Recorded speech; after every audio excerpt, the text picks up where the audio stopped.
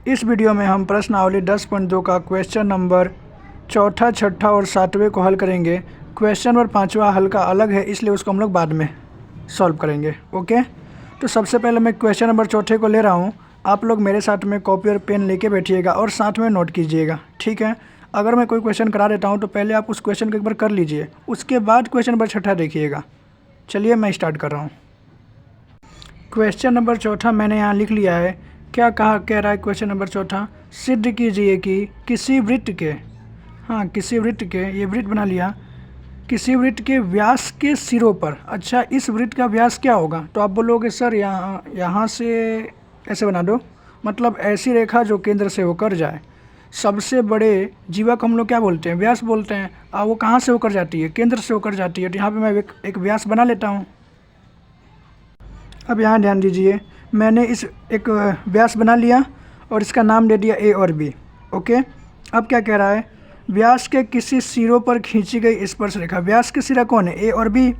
एक सिरा है और बी भी एक व्यास का सिरा है। इस पर खींची गई स्पर्श रेखाएं, मतलब यहाँ इस पर क्या खींची जाएंगी? स्पर्श रेखाएं खींची जाएंगी। खींची गई स्पर्श रेखाएं क्या होंगी? समांतर होती हैं। तो मुझे पहले इस पर एक स्पर्श रेखा खींचना पड़ेगा, तो मैं स्पर्श रेखा खींच ले रहा हूँ। ओके, एक यहाँ पे और एक यहाँ पे। अब इसको मैं कुछ नाम भी दूंगा। क्या नाम दूँ? एक को दे देता हूँ P और एक को Q। ओके, और एक को देता हूँ R और एक को S। चलेगा ना? अब करते हैं आगे क्या करेंगे? अब जो देखो, इस क्वेश्चन को हमको सिद्ध करना है, और सिद्ध करने वाले कोई भी क्वेश्चन को हम लोग व्यवस्थित तरीके से करते हैं। सबसे पहले क्या दिया हुआ है, फिर क्या सिद्ध करना है, फिर कैसे सिद्ध करेंगे, ये सारी बातें लिखेंगे। तो सबसे पहले क्या लिखेंगे? दिया गया है। तो जो दिया हुआ था हमको वो बात मैंने यहाँ लिख दिया है। क्या लिखे हैं? ओ केंद्र वाले वृत्त, ओ केंद्र वाले वृत्त का व्यास ए बी। देखो ना, ओ केंद्र वाले वृत्त का व्यास ए बी के दोनों शीर्ष कौन से हैं? एक तो ए है और दूसरा बी है। दोनों शीर्ष ए तथा बी से दो स्पर्श रेखाएं पी क्यू। तो ए से पी क्यू तथा बी से क्या है?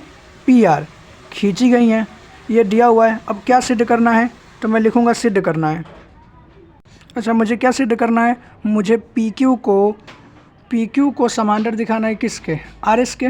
पी क्यू को आर एस के समांतर दिखाना है। तो मैं लिख दूँगा मुझे सिद्ध करना है कि पी क्यू समांतर है किसके? आर एस के। ठीक है, अब कैसे सिद्ध करेंगे इसको एक बार मैं ऊपर से बता देता हूँ, मतलब करवाऊँगा नहीं, बोल के समझा देता हूँ। आप समझ जाइए। अगर आपको समझ में आ जाता है तो आप खुद से कीजिए, और नहीं समझ में आता है तो आगे वीडियो देखिए क्या करेंगे। सबसे पहले आपको ये क्वेश्चन करने के लिए कुछ बेसिक जानकारी पता होना चाहिए, जो 9th में हम लोग पढ़े थे। ठीक है, अगर आपको 9th का याद होगा तो आप कर सकते हैं। मैं बता रहा हूँ, ठीक है। मैं यहाँ पे दो समांतर रेखाएं बना रहा हूँ। देखिए, समांतर रेखा का मतलब ऐसी रेखा जो कभी भी एक दूसरे को न काटे। इसको मैं कितना भी आगे बढ़ा दूंगा, इन दोनों रेखाओं को मैं कितना भी आगे बढ़ा दूं, ये कभी भी एक दूसरे को नहीं काटेंगे। तो इस प्रकार की रेखा को हम लोग समांतर रेखा कहते हैं। ठीक है, अब एक बात, इसके बीच में मैं एक तिर्यक रेखा खींच दे रहा हूँ। तिर्यक रेखा कैसी होती है? ऐसी रेखा जो रेखा को काटे, उस रेखा को हम लोग तिर्यक रेखा कहते हैं। ये रेखा इन दोनों रेखा को काट रही है ना, तो ये तिर्यक रेखा हो गई। ठीक है, अब एक बात ध्यान दो, मैंने क्या बोला है कि ये दोनों रेखाएं कैसी हैं? समांतर हैं। अब जब दो रेखाएं समांतर होती हैं ना, तो उनके ऊपर बनने वाला एकांतर कोण का मतलब ऐसा वाला, एक इस साइड वाला कोण और एक इस साइड वाला कोण, दोनों बराबर होते हैं। ठीक है, समझ में आ रहा है? जब दो रेखाएं समांतर होती हैं तो एकांतर कोण क्या होते हैं? हमेशा बराबर होते हैं। मतलब अगर ये 30 डिग्री का है तो ये भी कितने डिग्री का हो जाएगा? 30 डिग्री का। ये बात समझ में आया? मतलब जब दो रेखाएं समांतर होती हैं तो उनके एकांतर कोण कैसे होते हैं? बराबर होते हैं। इसका मतलब ये है कि अगर मैं यहाँ पे कितने डिग्री का एंगल बनेगा? 90 डिग्री का, और यहाँ पे भी 90 डिग्री का, है ना? बनेगा कि नहीं बनेगा ये बताओ? ऑफकोर्स बनेगा, क्योंकि त्रिज्या हमेशा स्पर्श रेखा पे क्या होती है? लंब होती है। अब यहाँ ध्यान दो, क्या ये दोनों एकांतर कोण नहीं है? हाँ यार है। तो एकांतर कोण तो ऐसा ही है ना, उल्टा, एक इस साइड तो दूसरा इस साइड। तो यहाँ पे ये भी तो एक एकांतर कोण है, एक इस साइड तो दूसरा इस साइड। और क्या ये दोनों बराबर नहीं है? हाँ यार बराबर हैं। मतलब हमने क्या पढ़ा था, यहाँ पे मैं क्या बोला कि जब रेखाएं समांतर होती हैं तो एकांतर कोण हमेशा बराबर होते हैं। इसका मतलब मैं ये भी बोल सकता हूँ कि जब एकांतर कोण बराबर होते हैं तो रेखाएं समांतर होंगी। समझ पा रहे हो क्या मैंने कहा कि ये दो रेखाएं समांतर हैं, इसका मतलब एकांतर कोण क्या होंगे, बराबर होंगे। इसका मतलब ये है कि जब एकांतर कोण बराबर होंगे तो रेखाएं समांतर होगी। समझ में आ गया? ओके, जैसे समझो मेरे से कोई आगे पूछेगा बताओ ये रेखा समांतर है कि नहीं है, तो मैं बोलूँगा देखो यहाँ पे ये कोण भी 30 डिग्री का है, ये कोण भी 30 डिग्री का है और दोनों के दोनों एकांतर कोण भी हैं। ऐसा तभी हो सकता है जब रेखाएं समांतर हों, इसलिए दोनों रेखाएं कैसी होंगी, समांतर होंगी। तो अब मेरा मेन मकसद क्या है कि कैसे भी मैं ये बताऊँ कि ये दोनों कोण क्या हैं, एकांतर कोण हैं और बराबर भी हैं। और जब मैं बोलूँगा कि ये दोनों कोण एकांतर कोण हैं तथा बराबर भी हैं, ऐसा तभी होता है जब रेखाएं समांतर होती हैं। इसका मतलब पी क्यू समांतर होगा आर एस के। ओके, अब कैसे करेंगे इसी बात को अब मैं लिख के बताता हूँ। अब देखो मैं सीधे कैसे करूँगा, मैं यहाँ बोलूँगा यहाँ एंगल ओ ए क्यू, ध्यान दो एंगल ओ ए क्यू 90 डिग्री है। कैसे होगा, क्योंकि भाई हमको पता है ना कि त्रिज्या हमेशा स्पर्श रेखा पर लंब होती है, तो ये 90 डिग्री का होगा। ठीक है, और दूसरी बात एंगल ओ बी आर, अच्छा ओ बी और ये रहा अपने R, angle O B R भी कैसा होगा, 90 डिग्री का होगा। अब मैं इसको बोलूँगा समीकरण नंबर 1 और इसको बोलूँगा समीकरण नंबर 2। अब एक बात यहाँ ध्यान दो, एंगल ओ ए क्यू बराबर है किसके, 90 डिग्री के। इसी प्रकार एंगल ओ बी आर बराबर है किसके, 90 डिग्री के। अच्छा ये 90 डिग्री इस 90 डिग्री के बराबर है, ऑफ कोर्स क्योंकि दोनों 90 डिग्री के हैं। तो जब ये इसके बराबर है, ये इसके बराबर है, ये दोनों भी बराबर हैं, तो क्या ये दोनों बराबर नहीं होने चाहिए, ऑफ कोर्स बराबर होंगे। ठीक है ना? जैसे यहाँ पे समझो ये 5 इस 5 के बराबर है, ये 5 इस 5 के बराबर है, ये दोनों 5 भी बराबर हैं, तो क्या ये दोनों 5 बराबर नहीं होंगे, ऑफ कोर्स बराबर होंगे। इसी प्रकार ये भी यहाँ पे भी हम लोग करेंगे। तो मैं यहाँ इसको मैं नाम दे दिया समीकरण नंबर 1, इसको दे दिया समीकरण नंबर 2, फिर बोलूँगा समीकरण 1 तथा समीकरण 2 से ये दोनों क्या होंगे, बराबर होंगे। तो मैंने ये बात यहाँ पे लिख दिया है कि समीकरण 1 तथा समीकरण 2 से एंगल ओ ए क्यू बराबर हो गया एंगल ओ बी आर के। इतना क्लियर। अब इसका ये क्या करेंगे, अब मैं लिखूँगा कि देखो ये दोनों कोण एकांतर कोण हैं, अब कॉस एकांतर कोण है, देख लो ये दोनों कोण एकांतर कोण हैं और दोनों कोण बराबर भी हैं, ये भी 90 डिग्री ये भी 90 डिग्री। तो मतलब देखो ये दोनों कोण कैसे हैं, एकांतर कोण तथा बराबर भी हैं। ऐसा तभी होता है जब रेखाएं समांतर होती हैं। अंततः मैं कह सकता हूं कि पी क्यू समांतर किसके होगा, आर एस के। ये बात मैं यहाँ पे लिख रहा हूँ। ओके, तो मैंने ये बात यहाँ पे लिख दिया कि ये दोनों कोण एकांतर कोण हैं तथा बराबर भी हैं। ऐसा तभी होता है जब रेखाएं समांतर हों, मतलब दोनों कोण एकांतर हों और बराबर भी हों। ऐसा कब होता है, जब रेखाएं समांतर हों। मैंने खुद ही बताया था ना कि दोनों रेखाएं समांतर है, तभी ना ये कोण इस कोण के बराबर था। तो मैं लिखूँगा तो या अंतः लिखते हैं, अंतः पी क्यू समांतर हो जाएगा आर एस के। क्लियर है? और यही मुझे सिद्ध करना है। देख लो पी क्यू को समांतर दिखाना है आर एस के। ठीक है, कुछ हार्ड नहीं था, ये कॉन्सेप्ट था, कॉन्सेप्ट समझ में आया होगा आप लोग को। ठीक है, बस एक ही बात याद रखना था कि ये दोनों कोण एकांतर कोण है तथा बराबर हैं। जब भी ऐसा होता है तब रेखाएं समांतर होती हैं, तो ये दोनों समांतर होंगे। ठीक है, ये मैं समझाने के लिए बनाया था, इसको आप नहीं लिखिएगा। बाकी आप सबको सारे भाग जितने हैं, जितना मैंने लिखवाया है, ऐसा पूरा का पूरा ऐसे ही बनाना है। ओके,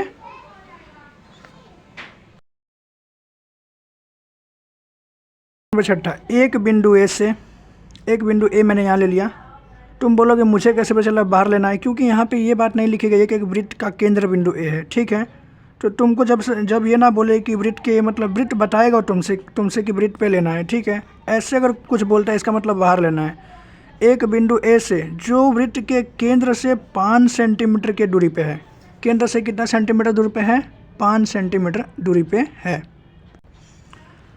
ठीक है, और वृत्त पर स्पर्श रेखा की लंबाई, अब यहीं से एक स्पर्श रेखा खींचनी है जिसकी लंबाई कितनी होगी, 4 सेंटीमीटर।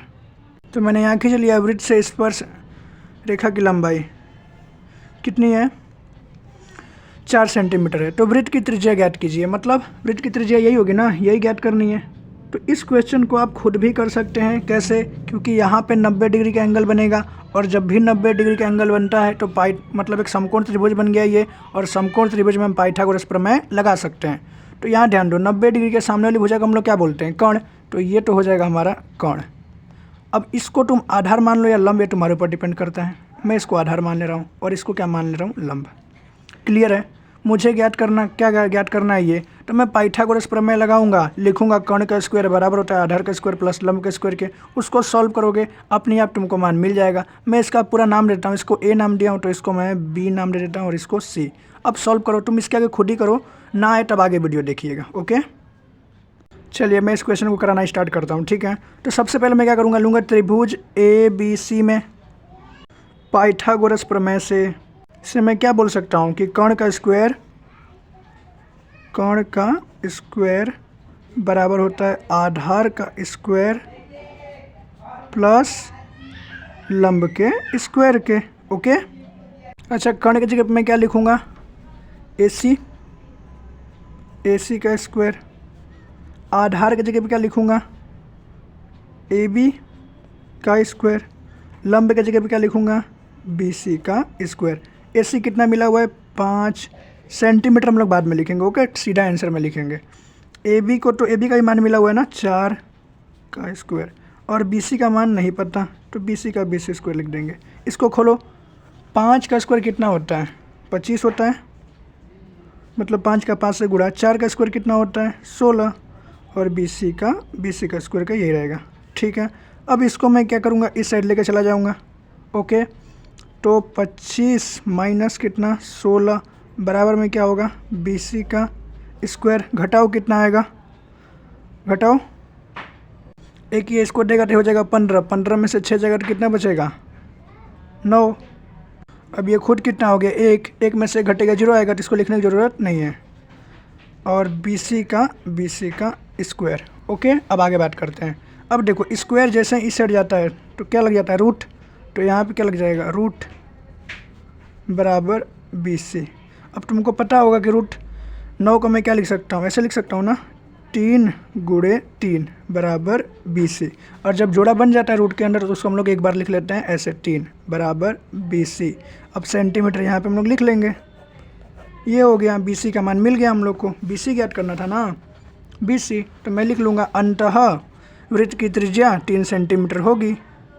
अब हम क्वेश्चन नंबर 7वां करते हैं। ओके, क्वेश्चन नंबर 7वां में क्या लिखा हुआ है? 2 सकेंद्रीय वृत्तों। अब सकेंद्रीय का मतलब क्या होता है? समान केंद्र। क्या होता है? समान केंद्र वाले वृत्त को हम लोग क्या कहते हैं? सकेंद्रीय। 2 सकेंद्रीय वृत्तों की त्रिज्या। सकेंद्रीय का मतलब एक ही केंद्र से दोनों वृत्त बनाए गए हैं, मतलब यहाँ से लेके इसको बना दिया गया और हल्का प्रकार को बढ़ा के इस वृत्त को भी बनाया गया। दोनों के दोनों जो वृत्त बनाए गए हैं वो यहीं पे, मतलब जो प्रकार का नोक था ना वो यहीं पर रख के बनाए गए हैं। ठीक है, ये हो गया सकेंद्रीय। 2 सकेंद्रीय वृत्तों की त्रिज्या 5 सेंटीमीटर तथा 3 सेंटीमीटर है। अब एक बात तुम ध्यान दो, 5 सेंटीमीटर क्या इसका होगा? नहीं ना यार, जो बड़ा होगा, मतलब यहाँ से लेकर यहाँ तक के वृत्त की त्रिज्या कितनी हो जाएगी? 5 सेंटीमीटर होगी, सीधी सी बात है। ओके, इसमें तो तुम कन्फ्यूजन नहीं होगा ना कि इसको 3 बोल दोगे, नहीं ना यार, जो छोटा होगा उसको 3 बोलोगे। तो यहाँ से लेके देखो, यहाँ से लेकर यहाँ तक की वृत्त की लंबाई कितनी हो गई? 5। और यहीं से लेकर इस वृत्त की त्रिज्या की लंबाई कितनी होगी, मतलब इस वृत्त की त्रिज्या कितनी होगी? 3 सेंटीमीटर। ओके, इतना क्लियर है। अब आगे बढ़ते हैं। तो बड़े वृत्त की उस जीवा की, वापस से 2 सकेंद्रीय वृत्तों की त्रिज्या 5 सेंटीमीटर तथा 3 सेंटीमीटर है। बड़े वृत्त की उस जीवा की लंबाई ज्ञात कीजिए। जीवा मतलब क्या होता है? वृत्त के 2 बिंदुओं को मिलाने वाली रेखा को हम लोग क्या कहते हैं? जीवा। अब क्या कह रहा है? बड़े वृत्त की जीवा मतलब बड़े वृत्त को मिलाएगी। ठीक है, बड़े वृत्त के 2 बिंदुओं को मिलाएगी। बड़े वृत्त की उस जीवा की लंबाई ज्ञात कीजिए जो छोटे वृत्त को स्पर्श करती हो, मतलब छोटे वृत्त को स्पर्श करती हुई जानी चाहिए। मतलब ऐसे बनेगा एक, ऐसे मैं बना रहा हूँ एक, हाँ देखिए आप, मैंने ऐसे बना दिया। देखो ये क्या है? बड़े वृत्त की जीवा है जो छोटे वृत्त को स्पर्श करती है। ठीक है ना? अब क्या बोल रहा है? तो मुझे क्या ज्ञात करना है, इस जीवा की लंबाई ज्ञात करनी है। अब तुम सोचोगे कैसे करेंगे, ये तो समझ में नहीं आ रहा है। देखो हमने एक गलती किया है। अच्छा, यहाँ से लेकर यहाँ तक की इस वृत्त की त्रिज्या 3 सेंटीमीटर होगी, तो क्या यहाँ से यहाँ तक के 3 सेंटीमीटर नहीं होगी, वही होगी। और यहाँ से लेकर यहाँ तक के इस वृत्त की त्रिज्या 5 सेंटीमीटर होगी, तो क्या यहाँ से लेकर यहाँ तक के इस वृत्त की त्रिज्या 5 सेंटीमीटर नहीं होगी, होगी। तो मैं ऐसा करता हूँ ना कि इसको 3 सेंटीमीटर लिख लेता हूँ। इसको कितना लिख लेता हूँ, 3 सेंटीमीटर। और इसको क्या लिख लेता हूँ, 5 सेंटीमीटर। क्लियर है क्या, समझ पा रहे हो, ये कितना हो जाएगा, 5 सेंटीमीटर। देखो हमारे एक आकृति गलत बनाने से क्वेश्चन नहीं होगा हमसे, लेकिन अगर मैं ऐसा आकृति बनाऊंगा तब तुम समझ गए कि कैसे निकालना है। अरे भाई ये 90 डिग्री का एंगल हो ही जाएगा, पाइथागोरस प्रमेय लगाएंगे, ये कर्ण हो गया, ये मैं इसको लंब मान लूँगा, इसको आधार मान लूँगा, पाइथागोरस प्रमेय लगा के आराम से निकाल लूँगा। तो आपको पता चल गया होगा कैसे करना है। तो अब आप इसके आगे खुद कीजिए, वीडियो को रोक दीजिए और उसके बाद जब ना आए तब वीडियो को देखिएगा, ठीक है। चलिए मैं इसको करा रहा हूँ क्वेश्चन को अब, ओके। तो सबसे पहले मैं क्या करूँगा, नाम दे दूँ इसको ना, तो इसको मैं ABC नाम देता हूँ। फिर क्या लिखूँगा, त्रिभुज ABC में पाइथागोरस प्रमेय से क्या होता है, पाइथागोरस प्रमेय, कर्ण का स्क्वायर बराबर होता है आधार का स्क्वायर प्लस लंब के स्क्वायर के। कर्ण क्या है मेरा, तो 90 डिग्री के सामने वाली भुजा को क्या बोलते हैं, कर्ण। तो AB मेरा क्या हो जाएगा, कर्ण हो जाएगा। आधार क्या हो जाएगा, इसको मैं आधार मान ले रहा हूँ, ओके। ये क्या आधार, ये क्या है लंब, और ये क्या है मेरा कर्ण, ओके। तो अब बताओ आधार क्या है मेरा, आधार मेरा AC का स्क्वायर, लंब क्या है, लंब है BC का स्क्वायर। अच्छा AB की जगह मैं क्या लिख सकता हूँ, AB की जगह पे ध्यान दो, बताओ 5 लिख सकता हूँ ना, सेंटीमीटर हम लोग बाद में लिखेंगे, ओके। AC की जगह पे तो कुछ नहीं, AC का AC रहेगा, लेकिन BC का मान मुझे पता है कितना है, 3, ओके। करते हैं इसको, तो 5 का रूट खोलोगे कितना हो जाएगा, 25। AC का तो AC स्क्वायर, 3 का खोलोगे कितना हो जाएगा, 9। अब ये 9 इस साइड चला जाएगा ना, 9 तो कितना आएगा बताओ, 25 माइनस 9, क्योंकि इस साइड प्लस में था तो इस साइड होकर क्या हो जाएगा, माइनस में। घटाओ कितना आएगा, 25 में से 9 घटाओ 16 आएगा, 16 AC का स्क्वायर। अब ये रूट जैसे ही इस साइड जाएगा इस पे क्या लग जाएगा, सॉरी ये स्क्वायर जैसे ही इस पे जाए यहाँ पे जाएगा तो यहाँ पे क्या लग जाएगा, रूट। तो ये क्या हो जाएगा, रूट 16 बराबर AC, ठीक है। और मैं इसको 16 को क्या लिख सकता हूँ, 4 × 4 बराबर AC। अब 4 जो रूट के अंदर जब दो संख्याएं समान रहती है तो हम लोग उसको एक बार लिख लेते हैं, ठीक है ना। तो ये क्या हो जाएगा, AC। अब यहाँ पे तुम सेंटीमीटर लिख दो, नहीं तो गलत हो जाएगा, ठीक है। मतलब जीवा की लंबाई ना 4 सेंटीमीटर नहीं है, जीवा की लंबाई यहाँ से लेकर यहाँ तक है, ध्यान दो यार, यहाँ से लेकर यहाँ तक जीवा की लंबाई है। हम तो ऐसे ही खाली निकाले हैं, इसको मैं D नाम देता हूँ, ओके। मुझे AD प्राप्त करना है। तो तुमको एक बात नहीं पता होगा, 9वीं में हम लोग ये बात पढ़े थे कि जब एक वृत्त के केंद्र से जीवा पे एक लंब खींचते हैं ना हम, तो ये जो लंब है ना, ये वृत्त को 2 भागों में समद्विभाजित करता है, मतलब समान 2 भागों में बांटता है। इसका मतलब अगर ये 4 है तो ये कितना होगा, 4 होगा। दोनों को जोड़ दो कितना हो जाएगा, 8, या 4 को 2 से गुणा कर दो। समझ में आया, तो मैं यहाँ लिखूँगा। ये बात तुमको मैं बता दिया कि जो जीवा होती है, केंद्र से जीवा पे डाला गया लंब वृत्त, ये जो जीवा है इसको क्या करता है, समद्विभाजित करता है, मतलब समान 2 भागों में बांट देता है। मतलब अगर ये 5 होगा तो ये भी 5 होगा, ये 6 होगा तो ये भी 6 होगा। मतलब अगर मेरे को इतना 4 मिला है तो इतना भी कितना होगा, 4, और कुल कितने हो जाएंगे, 8, ओके। तो करते हैं हम लोग, देखो अंततः जीवा की लंबाई AD बराबर क्या हो जाएगा। तो मैं क्या करता हूँ, जब मुझे AC मिला हुआ है ना, AC को 2 से गुणा कर देता हूँ, ये पूरा मिल जाएगा। तो मैं ही लिखा हूँ कि जो AD है ये बराबर होगा किसके, 4 × 4 का गुणा 2 से करेंगे तो इसके बराबर हो जाएगा। इसको सॉल्व करेंगे तो कितना आएगा, सॉल्व करो इसको, कितना आ जाएगा, 4 दूनी 8 सेंटीमीटर। तो ये कितना हो गया, AD बराबर कितना हो गया, 8 सेंटीमीटर। अब तुमको बताना पड़ेगा एग्जामिनर को, जो चेक करेगा उसको, कि जो जीवा होती है केंद्र से जीवा पे डाला गया लंब जीवा को समद्विभाजित करता है। तो ये बात यहाँ पे लिखना पड़ेगा, लिखो आप। तो मैंने यहाँ पे लिख दिया है कि केंद्र से जीवा पे डाला गया लंब जीवा को समद्विभाजित करता है। तभी ना तुम 4 गुणे 2 लिखे हो, तो ऐसे कैसे लिख सकते थे यार? तुमको ये बात पता है तभी तो लिखे हो। बस ये मिल गई हमारी जीवा की लंबाई और ये 3 क्वेश्चन हमने कर लिया। चलिए, उम्मीद है आपको ये वीडियो पसंद आया होगा। आप लोग एक बार वापस से इन सारे क्वेश्चन को कर लीजिएगा, अपने फेयर नोटबुक में कंप्लीट कर लीजिएगा। आगे का जो वीडियो है वो मैं आगे अपलोड कर दूंगा। तब तक के लिए धन्यवाद। मिलेंगे आपसे नेक्स्ट वीडियो में।